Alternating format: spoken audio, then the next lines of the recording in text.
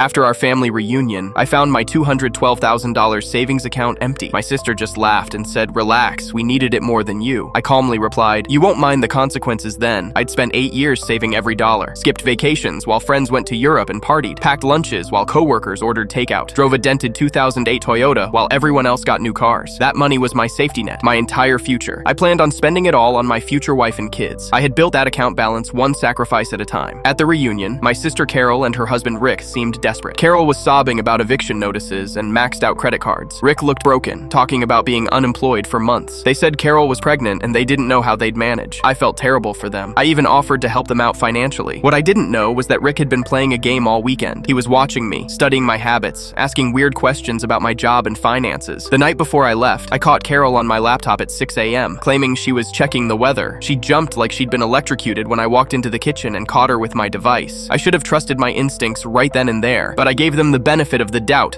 The morning I got home, I opened my banking app expecting to see my usual balance. Instead, I found my account completely empty. Exactly $6 $7. 8 years of sacrifice, gone overnight. I immediately called my bank. The transaction records showed everything. Multiple transfers over the weekend, all going directly to accounts under Carol and Rick's names. They didn't even try to hide it. The theft started at 2 a.m. the same night Carol was on my laptop. They had used my own security questions against me. Questions about our childhood, our mother's maiden name, the street we grew up on, information only family would know. I drove 5 hours straight to their apartment complex in Phoenix, my hands shaking with rage the entire drive. It was barely safe to drive. When I confronted them, their reaction was even worse than the theft itself. Carol just shrugged and said I'd bounce back because I was the responsible one. Rick actually laughed and said the money was just collecting dust anyway. They had already bought a new car with my money. It was sitting in their parking spot, still had the dealer tags on it. "You'll figure it out," Carol said, like she was doing me a favor. "You always do." They thought I'd be the quiet sister who'd just accept it and start rebuilding. They thought I'd protect their secret to keep the family together. Instead, I pulled out my phone and dialed 911 right in front of them. "I need to report a theft, a large-scale financial theft, and I'm standing in the apartment of the people who took it." Their faces went white. The smug grins disappeared instantly. Carol started backpedaling, saying it was all a misunderstanding. Rick tried to grab my phone. "You're destroying our family," Carol screamed as I gave the dispatcher their address. "No," I said calmly. "You already did that." The police arrested them 3 days later. During questioning, Carol admitted the pregnancy was completely fake, just a lie to make me lower my guard and steal everything I'd worked for. Rick got 6 years in federal prison for wire fraud and identity theft. Carol got 2 years plus 5 years probation. The judge called their actions breathtakingly cruel. Through asset seizure, I recovered $71,000. The rest was gone, blown on the new car, gambling sites, fancy dinners, and pure stupidity. My parents called me heartless for destroying the family over money. Half our relatives stopped talking to me. They said family doesn't call police on family. But it wasn't about money. It was about them looking me in the eye, stealing my entire future, and laughing about it like I was nothing.